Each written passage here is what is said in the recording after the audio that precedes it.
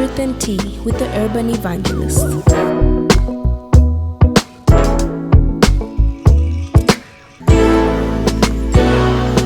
Welcome to Truth and Tea with the Urban Evangelist. Hi there, I'm the Urban Evangelist, and welcome back to yet another exciting and interesting episode of Truth and Tea. And today we're tackling a very important topic, which is often neglected if you ask me. And of course, we are filtering it all through the lens of faith. When you think of the significance of fatherhood in the Bible, our greatest example is our Heavenly Father. For some, relating to God as Father can be very difficult because you may tie it to your relationship with your earthly father, which may not be so great. Fatherhood can pass down a rich spiritual inheritance, binding our hearts to God, but it's also true that it can pass down a history of failure that we must not deny. Just like motherhood, fatherhood can be daunting, and there may be moments where you don't have a clue as to what you're doing. So whether you ace the test of fatherhood or not, you've been given one of the greatest gifts around, a child to guide and direct, to mold and teach, to raise and nurture. So how can you make sure you get it right? Joining us today to dig a little deeper into a first-time dad experience is none other than Theophilus Maurice. Welcome to Truth and Tea.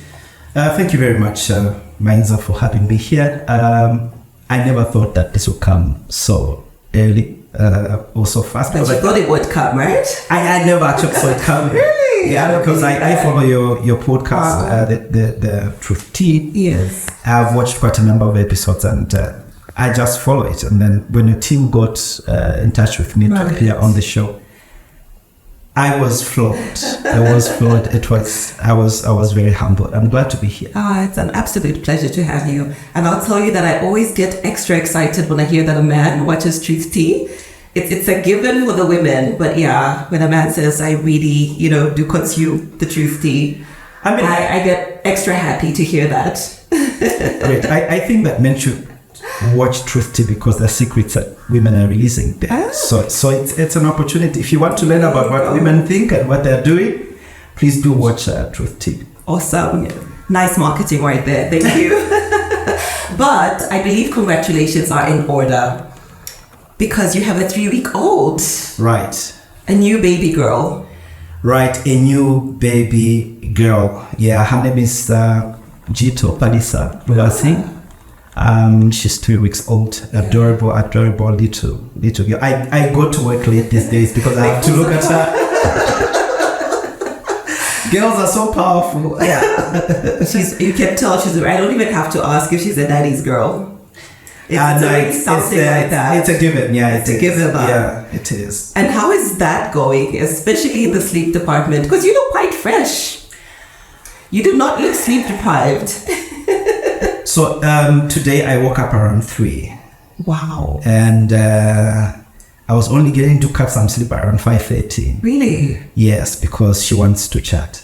So she doesn't want to sleep. Yes, she was just up. Not even feeding, just eyes wide open. So she would feed, and then after that she then went to sleep. So my wife is tired and exhausted, so I have to take up the shift. So we are up, say, from 3 up to 5:30. Yeah.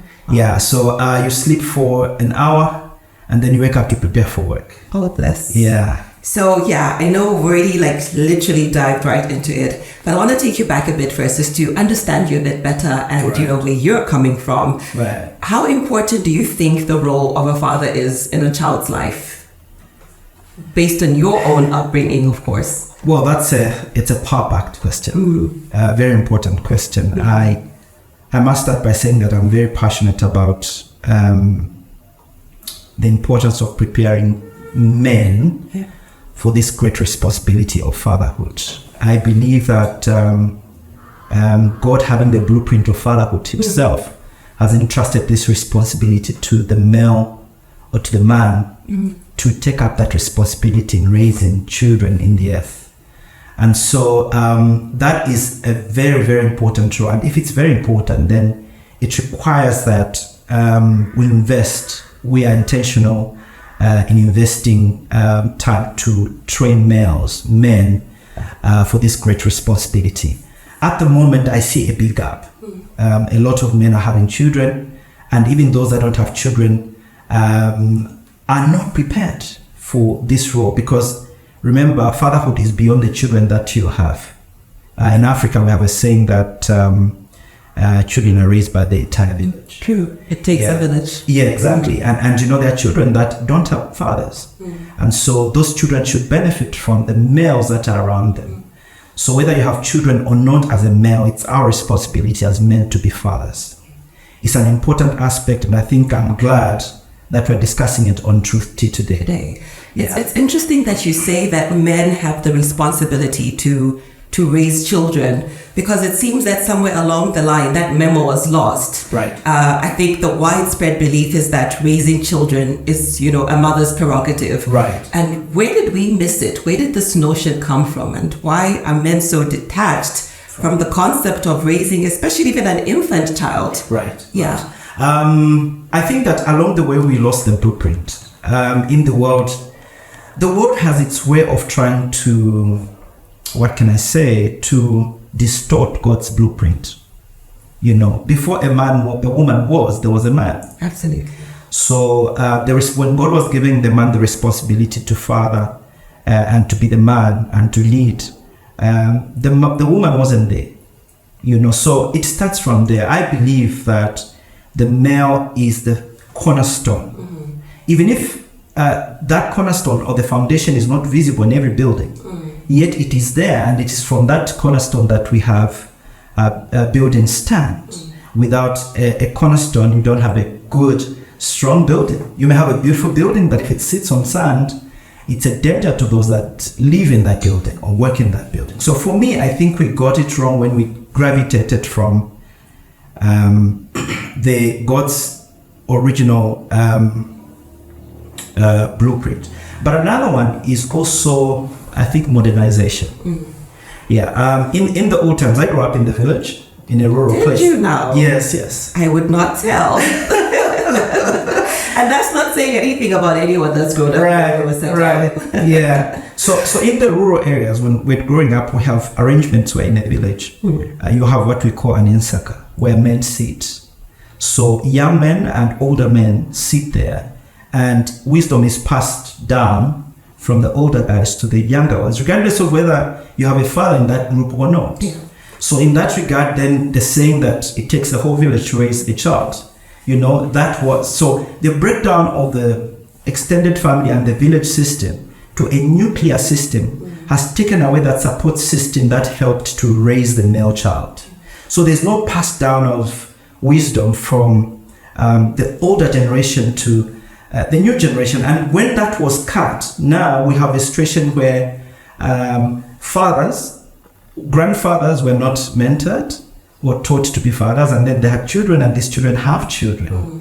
And so we have a multi-generational challenge or gap between us. And this is an opportunity. Having a conversation like this one is an opportunity for us to start to break that cycle. And change things. So it's both ways. Our structures in our culture, and also structures, our deviation from the blueprint of God, I think has contributed to where we are now. Tell me about your own relationship with your father. What influence did he play in your life? Well, that's a good one. It's a good question. My father was, I would say, old school. Okay. In a way. Unfortunately, we lost him in July this year. Oh. He turned 80. My sincere condolences. Thank you. And but I would like to say that though he was not emotionally present, as it was for most of them during their time, there are certain things that were considered what fathers should do. And I think in that regard, my dad did an exceptional job. I saw my father sacrificing. Growing up in the village, raising 9 children and sending them all to university, I think that took a lot of sacrifice on his part, both him and my mom. Yeah, so my dad never compromised on that aspect. He made sure we went to school, we went to boarding, we went to uni, and he paid. He paid the sacrifice. Another thing I think that I look back to with my father is discipline. It was no compromise. Disciplinarian. But He didn't spare the rod. Interestingly, my mom never spared the rod, but my dad never used the rod. Really? Okay. But he taught. I see. Yeah. So I remember even as early as I was already working, as early as 2013, when I was going to work out of town, working in Rapula, where I didn't grow up. My dad sat down to speak to me on how I should carry myself in that place for me to succeed. So my dad was more of a talker. His discipline was on the tongue, and sometimes it would have a sharp tongue. So I remember when I was in boarding school, there were opportunities for me to misbehave. And most of the times when I want to misbehave, I'll hear his voice. You carried his voice with you. Yes, I'll hear his voice, and it would always take me back to where I should be. Yeah, so discipline, sacrifice, what else can I say about my father? Hard work. Yeah, he and also wisdom. Okay. In every community that we lived, my father was a source of wisdom. Many people came to him to seek guidance, whether it was marriage, whether it was careers. My father was a man of wisdom. Then, apart from that, my dad was a lay preacher, so he ran a church. He uses a church for as far back as I could remember. Yeah. He opened a church in one of the towns where we lived because there wasn't that church, the United Church of Zambia. Okay, so he planted a church. He planted a church and pastored it for years. Wow. So going to church was not negotiable. We were introduced to God at an early age. And I think that now that I'm a pastor, I owe it to my father because I saw him do it. I saw him prepare sermons. I saw him reach out to people. I saw him attend funerals and officiate funerals. I saw him do all that. So God has been the center of our family for a very long time. Even before he died, he was telling me, my son, always remember God. He's your anchor. He's your anchor. Never walk away from him. So there are many things I can remember about him, but I think those come to the fore immediately. Okay. He sounds like he was a great man. May his soul rest in peace. He was. He's resting in Jesus right now. Indeed. From everything that he wasn't perfect, but he was a great none man. of us are. Yes. Yeah. So let's get into a bit more about your fatherhood journey. Right. And I want to start from a place where I think most people don't start, which is, when do we have children in this marriage? I know people get married and of course the next expectation is, we're married, let's have children now. But I just don't know if conversations actually take place between husband and wife. Like, when do you think we should plan for children, or is it just a surprise? It'll catch us when it catches us. Right. What was your own journey like into fatherhood, like getting into it or preparing for it? Yeah, I like these questions. I like them. I'm glad you do. Yes. As we were getting closer to our wedding, of course, we were a COVID couple. Okay. Yeah, so as we're getting closer to our wedding, we started to talk around issues to do with children. Yeah. My wife and I, then my fiance. So what we agreed was that we'll give ourselves a year. Okay. Give ourselves a year before we can start considering having children. Okay. Yeah. So we got married in April of 2020. And 6 months down the line, I got a new memo from my wife. That's sorry, we didn't make it to 1 year. No, we're just 6 months. Oh, okay. So she says, no, I think that 1 year. No, let's cut it at 6 months. So we started preparing. We started trying for children in 6 months down the line after getting married. And we're grateful to God because I think our experience may not be the experience of others. We did not have challenges. Except, I think 2 months down the line of trying, my wife was already getting agitated and frustrated. I can understand that from a woman's perspective. Yes, I was getting very frustrated. Yeah. And she would tell me, no, but then why are we not having every time, that month, that time of the month comes and there's evidence that the child is not there, you could see the frustration on her. And then I had to come in to try to help. And what did that do to you, that frustration? Did it affect you? Well, it not really. I was just concerned that my wife might go into depression. Okay. Yeah, or it might even affect our chances of because I was ready to go all the way up to a year. Right. Yes, because thankfully, I think having been a pastor and interacting with people, I was aware that that's one of the things that people experience, the challenges, the frustration when it comes. So I was kind of ready. But I think that my wife wasn't, or maybe she wasn't ready in that particular regard.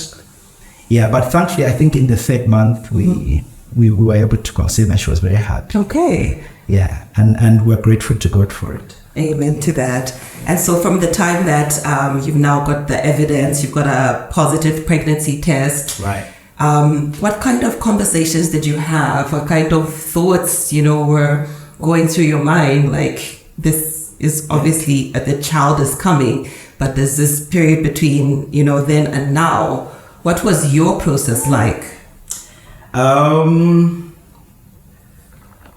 course, we were very excited. Yeah. And my wife was even more excited. Did you share the news? Well, we waited. We waited. Yes. Did you do the whole as per our culture? We waited for about 2 months. Okay. Yeah. Who's the first person you told? I'm curious to know from a guy's perspective. Well, because women, it tends to be your mom. I have to apologize to my mother-in-law. But the first person we told was our pastor. Really? Yes. Oh, okay. Wow. Yes, so we went to see our pastor when he see Pastor Gladys. Okay. And we shared the news with her. And the same day we went to see our mother-in-law. All right. My mother-in-law, and we shared the news with her. We were excited. After that we started talking. In fact, before that we already talked about, okay, what gender?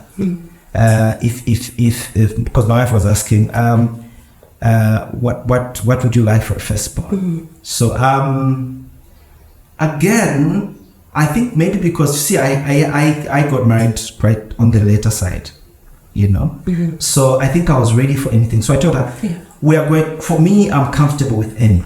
Yeah. If God gives us boys only, I'm good with that. If God gives us girls only, I'm good with that. If He gives us a mix. Because for me, I was thinking I don't have much control on that. So you can't really, I didn't want to frustrate myself.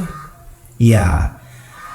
So we talked about that and then we started talking about it. We started planning about, okay, so where are we going to do the antenatal?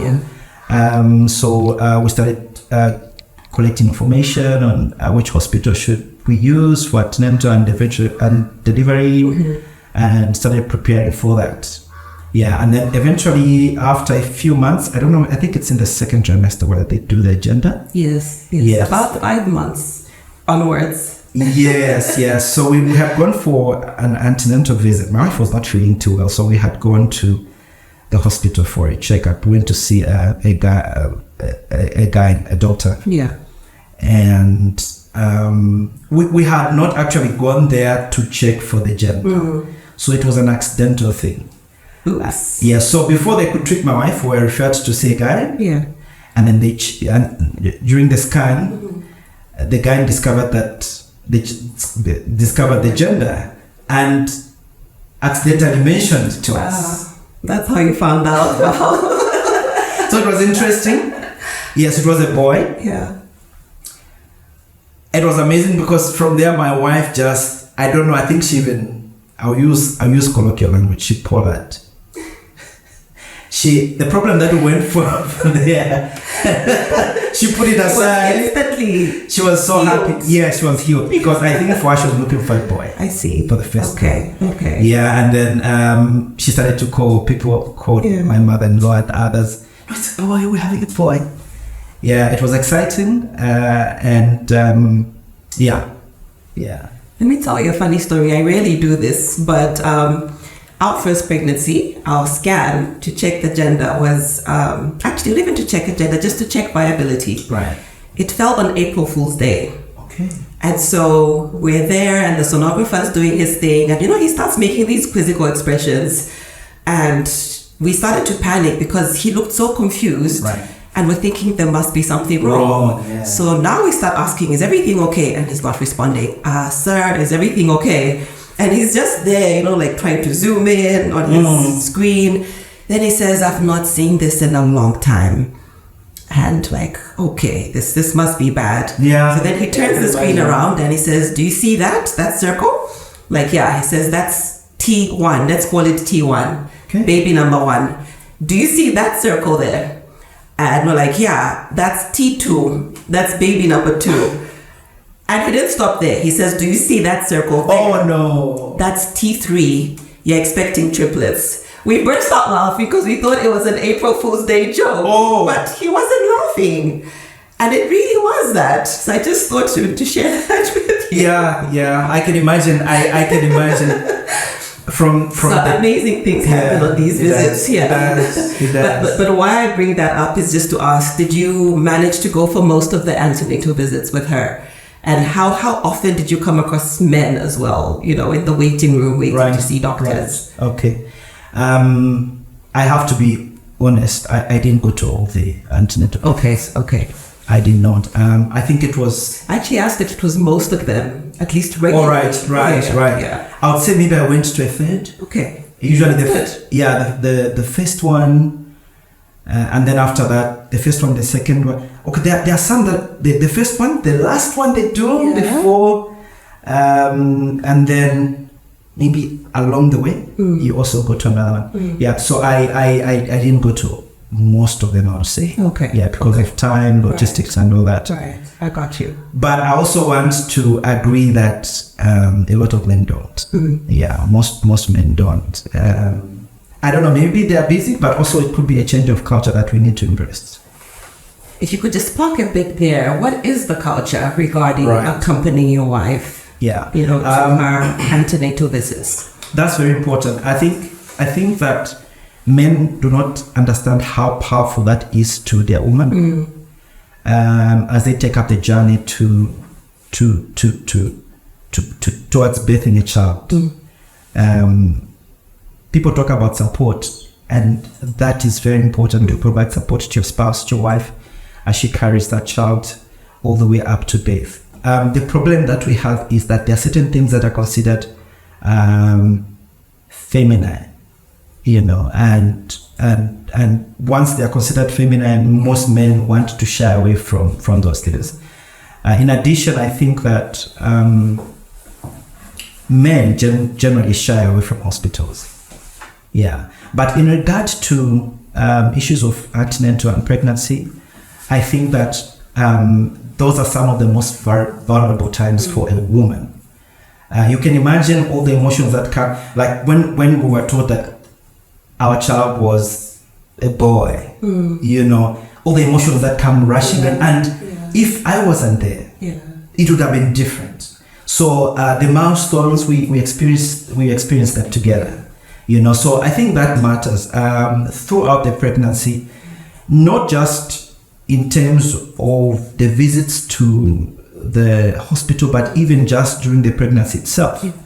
There's a support that you need to provide beyond just the normal relationship. Absolutely. Because one of the things that I am actually looking at developing is a Shibukombe curricula. Oh, please. Yes, so I consider... It's long overdue. Yeah, so I consider myself... But a lot for the women, but very little for the men, resources for the men, so, I believe. Yes. So I currently, until we are 5 years in marriage, I consider myself an upcoming Shibukombe. So I'm loading up on data, reading around our culture and reading scripture and just other materials to help me come up with something that will help men to manage this part. Because when you are being counseled for marriage, there's very little that is taught to, especially the man, on how dynamics change when children come in. First the pregnancy, then the children coming in. The relationship is never the same. And for many marriages, that is usually the beginning of the crumbling of the marriage, because the man in his mind thinks that things should be the same. For example, there's no way that your woman will be able to run the home the way she was running it before she was pregnant. It's not possible, especially in our time when our women are also working. Yeah. So you can't demand for food that no, unless she's the one who cooked this food. It's not possible. Yeah. And these are things that are happening in homes. Unfortunately, even in Christian homes. Why? Because the young men have not been taught. Yeah. So they have these expectations. This woman is tired. This woman is experiencing challenges, and there are complications that come with pregnancy, and childbirth. and even childbirth. And then this young man still wants the woman to act as though she was not carrying a child. They want, no, I want you to wash my clothes. I want you to cook for me. I want you to, when they're supposed to reverse, and now he's supposed to take care of his wife. Because he has to take care of his wife. There's no one else. I mean, the father to the bride or the wife gave that responsibility to him. I surrender this responsibility to you. So now she's in that vulnerable position, and you want them to, to do all these things. They need your support. Now you need to step up. I like what one Pastor Bruce likes to use this term, level up. Yeah, you need to level up because now she needs you. She needs your support. Yeah. Speaking of the support and how the dynamics change, once the children begin to come into play. Right. What shocked you about, let's say, the first week of your first child coming into the home? What didn't you expect? What new things did you pick up and learn that really took you by surprise? What's a number? Do you care to share them? Yes, I will. But thankfully, for the first week, I didn't really feel it because after my son arrived, my wife went to my father's house. So I'm grateful that my mother-in-law took up the first 2 weeks of. But when I picked her up from my mother-in-law's place and she came home, the first thing that I noticed is that I don't know if I can use this term. You have an international audience, right? Yes. I'll say it in the local colloquial and also interpret it. Okay. So I was put wire. Well, he was put aside, literally. Yes. Yeah. Not just gently put aside. I was dumped aside. I was tossed. Yes. So all the attention was on the baby. So there was such a drastic change because you see, we're a new couple. Yeah. So when you just get married, I think what I noticed from my wife is that I was the center of our world. So it's about what are you going to eat? You wake up, there's some, nice things waiting for you, I was the center of our world. I was basically the entertainment, the whatever, name it. Then I arrived. And the change was night and day, So you wake up, at first I wake up and sit in the chair and I'm thinking, when is my breakfast hour?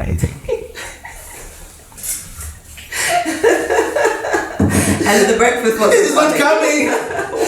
So my wife walks out of the bedroom and she calls me, Daddy, would you please run to the shops to get this? And but I haven't eaten. I haven't eaten. Yeah. I'm now already doing errands. Yeah. Then I realized, no. The dynamics have changed. And in any case, I can easily put myself breakfast. So I stepped up because obviously her hands were full. Yeah, and of course also because boys, I don't know what's with boys and their mothers. They just take over. Yeah, they take over. But yet, it's something that as a mother of 5 boys, yes, you can relate. I testify to that. Right. So I experienced that. And yeah, that's one of them. Which other one? My notebook is gone. Well, but as you're thinking though, you did say that you had to adapt. So how were your roles reversed? And what did you do to adapt quickly to some of the changes that you noticed are not going to go away anytime soon? Right. Yeah. Right. And what was your attitude as well towards making that adjustment? Was it grudgingly? Did it take some time? Yeah. I need to mention this, that prior to meeting my wife and getting married to her, I had the privilege of reading certain books. Okay. And even when we knew that the baby is on the way, we bought certain books to prepare us for the arrival of the baby. There's a book that we were reading called something called The Contented Baby. Okay. Yes. And I also read a number of books generally about marriage. So I was kind of prepared in that regard, because I kind of expected certain things. For example, even during the pregnancy, I hear horror stories about how women change, about friends who tell me that their wives would tell them to go and eat outside because they didn't like the way they were chewing. So I was ready for that. Okay, wow. I was ready for that because I kind of, learned from my friends and also from reading books. Yeah.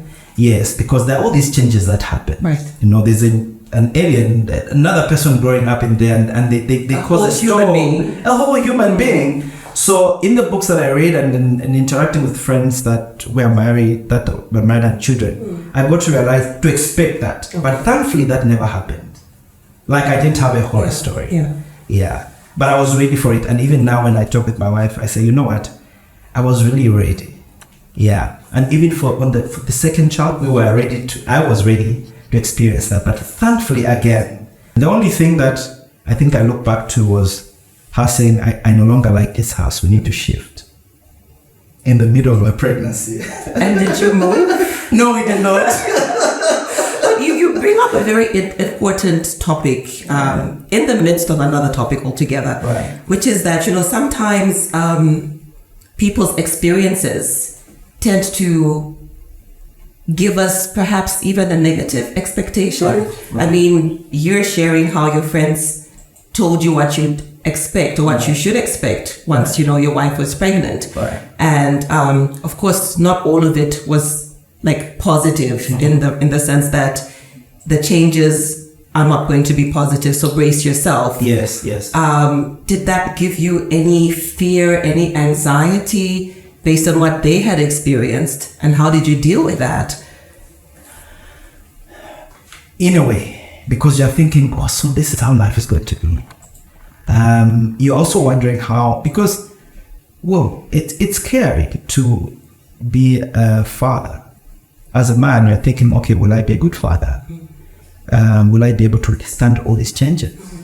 So yes, you do have these anxieties, but nonetheless, I'm glad that I kind of was given a sneak peek to what was ahead, because in a way that helped me to start preparing for it. And like if it just came as a surprise.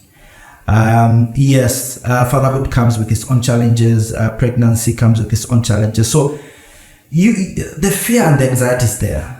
Every man, anyone who say that they don't feel them, you are even thinking about, okay, so what about if we have complications in childbirth?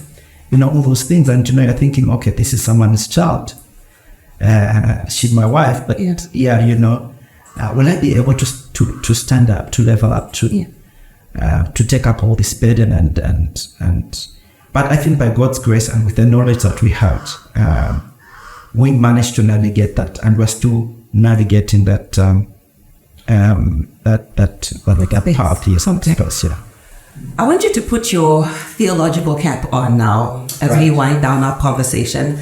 I was reading about fatherhood. I came across something that's very disturbing, which is that a lot of infidelity occurs soon after a woman gives birth. Right.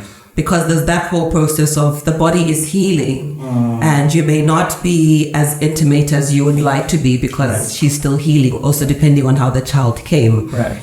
What do men need to know about, being supportive even in this area?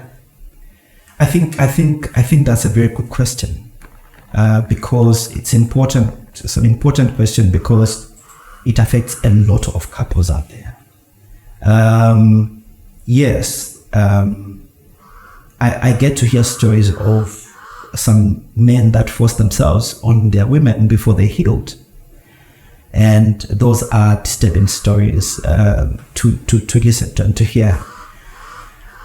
I feel that there are different aspects to this thing. The first one is that I think we need to raise young men, those that are Christians, for example, to raise them to be real Christians, to practice their Christianity.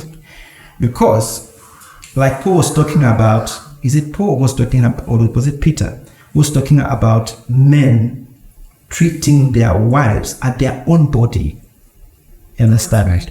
Yeah, so if you're treating your wife as your own body, you would feel for her. Yeah. So I think that it starts from there. If you're a good Christian, there are many things that you'll be able to handle. Yeah, be a good Christian. A good Christian does not only think about themselves. That's what the Bible says about love. It is not self-serving. Mm-hmm.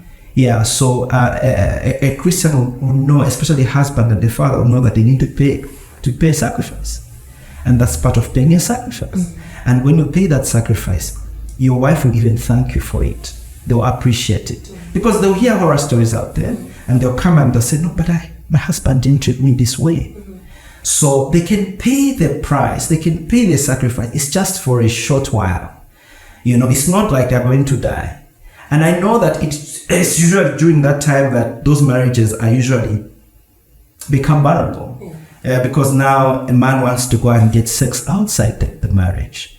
But really, it's a topic on its own. But yes, a topic on its own. But the price that comes with doing that is too huge than paying the sacrifice for a few weeks. Mm. Yes, so I want to just emphasize that is the starting point. Be a good Christian. Number two, I think we need to speak to young men as they're preparing to get married. That, look, this is what you're going to expect. Are you ready? The Bible says that, does a man build a house without counting the cost? Mm-hmm. So they need to know that this is what you are getting into. A lot of young men. I'll just interrupt you. I love how you've connected that to actually building a home. Right. Because oftentimes when that verse is used, it's to talk about a physical structure, right. And yet you're applying it to count the cost of building a home and a family. Right. So thank you for that, and I'll allow you to proceed. I needed to really to emphasize that. Yes, I'm actually amazed that it pointed to a home. But yes, in economics, there's what they call opportunity cost. There's an opportunity cost to every action. So if you're going to get to them, right, right. So, right. So if you're going to get married as a young man, you must know that there's a price to it.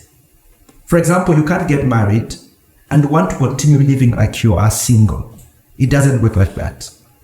So if you're going to get married, these are some of the prices that you have to consider. You must count the cost.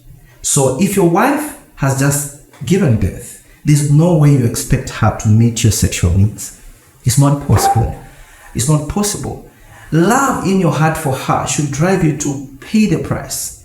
You know, I mean, we know that God, in showing love to us, paid the ultimate price with his life.